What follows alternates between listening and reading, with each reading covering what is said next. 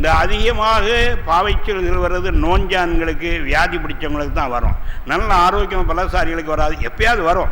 அதை நீங்கள் ஒன்று செய்யுங்க, ஒரு டைரியில் என்ன கிழமை என்ன டைமில் என்ன இந்த எண்ணெய் உண்டாகுதுன்னு பார்க்கணும். மறுவாரமும் அதே டைமில் உண்டாகும். அந்த டைமில் உஷாராகி அதை நீங்கள் தடுக்க படிச்சிட்டிங்கன்னா உங்களை எந்த சிந்தனையும் தாக்க முடியாது. உடல் வயதாகலாம், ஆனால் மனதுக்கு வயதாகிறது இல்லை, மனதுக்கு வயோதிகமும் இல்லை. உடல் வயதாகிறதுனால சுருக்கம் உண்டாகலாம், முகத்தில் சுருக்கம் உண்டாகலாம், கொஞ்சம் பேர். ஆனால் மனசுக்கு வயசாகிறது இல்லை. மனம் எப்பொழுதும் இளமையாக தான் இருக்குது. ரொம்ப வயசாகிட்டாலும் நீங்கள் இளமையான வாலிபன் போல் நடந்து கொள்ளலாம். அது துடிக்கிறது. நம்முடைய பிளட்டு கிட்டத்தட்ட 24 மணி நேரத்தில் நம்ம இருதயம் 2000 காலம் ரத்தத்தை பம்பிங் பண்ணுகிறது. நுரையீரல் 1000 சதுர அடி உள்ளது. ஆனபடினால சுவாசிக்கிறதுக்கு கண்டிப்பாக பயிற்சி பெற்று சுவாசத்தை சரிப்படுத்த வேண்டும். சுவாசத்தை சரிப்படுத்துறது மூலமாக உங்களுக்கு மனமும் சரிப்படும். துர்சிந்தனைகளும் வேணாத சிந்தைகளும் தேவரான இதுகளும் வராது. இந்த அதிகமாக பாவைச்சல்கள் வர்றது நோஞ்சான்களுக்கு, வியாதி பிடிச்சவங்களுக்கு தான் வரும். நல்ல ஆரோக்கியம் பலசாரிகளுக்கு வராது, எப்பயாவது வரும். அதை நீங்கள் ஒன்று செய்யுங்க, ஒரு டைரியில் என்ன கிழமை என்ன டைமில் என்ன இந்த எண்ணெய் உண்டாகுதுன்னு பார்க்கணும். மறுவாரமும் அதே டைமில் உண்டாகும். அந்த டைமில் உஷாராகி அதை நீங்கள் தடுக்க படிச்சிட்டிங்கன்னா உங்களை எந்த சிந்தனையும் தாக்க முடியாது. நாங்கள் வித்தியாசமாக ஒரு கட்ட சிந்தனை டக்குன்னு அதை கிராஸ் பண்ணி இது பண்ணிட்டு சிந்தனை இந்த பக்கம் திருப்பிடுவோம். அது பொதுவாக வர்றது கிடையாது. வந்தால் அதை முறியடிக்கிறதுக்கான வழிமுறைகள் நமக்கு தெரியும். ஏனென்றால் மனதின் சிந்தனை நம்முடைய கட்டுப்பாட்டில் இல்லை, நம்மளுடைய கட்டுப்பாட்டில் கொண்டு வரணும். உடல் வயதாகலாம், ஆனால் மனதுக்கு வயதாகிறது இல்லை, மனதுக்கு வயோதிகமும் இல்லை. உடல் வயதாகிறதுனால சுருக்கம் உண்டாகலாம், முகத்தில் சுருக்கம் உண்டாகலாம், கொஞ்சம் பேர்.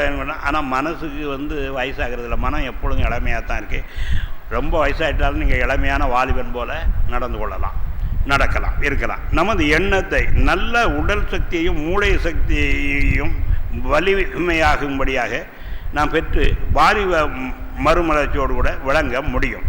அடிப்படை காரணம் நமது சிந்தனையை பொறுத்தது. அதாவது தளர்ச்சி ஏற்பட்டால் உடல் தளர்ச்சி அடைந்துவிடும். மனதில் தளர்ச்சி சிலருக்கு வயது பேச்சுக்கு வந்துடும். வயசாயிட்டு அதனால நம்ம மெதுவாக தான் நடக்கணும், நம்ம இந்த வேலையெல்லாம் செய்யக்கூடாது, வயசாயிட்டு. ஆக இப்படி இவங்க மனதில் நினைக்கிறனால உண்மையிலேயே வயசாகி போய் அவங்களுடைய சரீரம் தொய்ய ஆரம்பிச்சிடும். ஆனால் அப்படி மனதுக்கு ஒன்றும் வயசாகிறது கிடையாது, சரீரத்துக்கு தான் வயசாகுது. அதாவது நம்ம ரொம்ப திடமாக ஏதோ உயிரோடு இருக்க வரைக்கும் கத்திரிக்காய் உழைக்கணும் இல்லையா, ஊழியணும். தேவனுடைய பரிசுத்தம் நாம் மன விருப்பத்தை கட்டுப்படுத்தினால், நம்முடைய விருப்பம் இல்லாத நாம் நிச்சயம் தடுத்து விட்டோம் என்றால் உடம்பு அதற்கு ஈடு செய்யும். அந்த அளவுக்கு அது வளர்ச்சி அடையும். உடல் உணவால் மட்டுமல்ல, நாம் அறியாத ஓர் வேகமுள்ள சக்தி நமக்குள்ள இறங்குறது, இறைவனுடைய சக்தி. அதனால் உடல் காப்பாற்றப்படுகிறது. வயதான நிலையிலும் குழந்தைகளின் உத்வேகத்தை நாம் கையாடலாம். மனோசரி சக்தி கிளைத்தன்மை அடைவதில்லை, அதற்கு வயதாகும் தன்மை இல்லை. அது இளமை எழுச்சியோடு எப்பொழுதும் காணப்பட முடியும். சுவாசம் ஒரு மினிட்டுக்கு 25 முறை நம்ம சுவாசிக்கிறோம். கெட்ட காற்றை வெளியே தள்ளி நல்ல காற்றை உள்ளே எடுக்கணும். அது சரியான பழக்கம் நமக்கு இல்லாதனால ஒரு நாளைக்கு ஒரு அரை மணி நேரம் உட்கார டயாலிசிஸ் பண்ணுற மாதிரி சுவாச பயிற்சி செய்திங்கன்னா ரத்தம் சுத்தமாயிரும். ரத்தம் சுத்தமாயிட்டுனாக்கி நோய் நீங்கிறோம், எண்ணம் சுத்தமாகும். இந்த அநேக குழப்பங்களுக்கு காரணம் அதாவது நம்முடைய கெட்ட சிந்தனையாகும். கெட்ட சிந்தனை அந்த ரெட்டிஸாக இருக்கிற ரெட்டம் உடனே ப்ளூவாக மாறுது. ரசாயன மாற்றம் உடனே உண்டாகுது.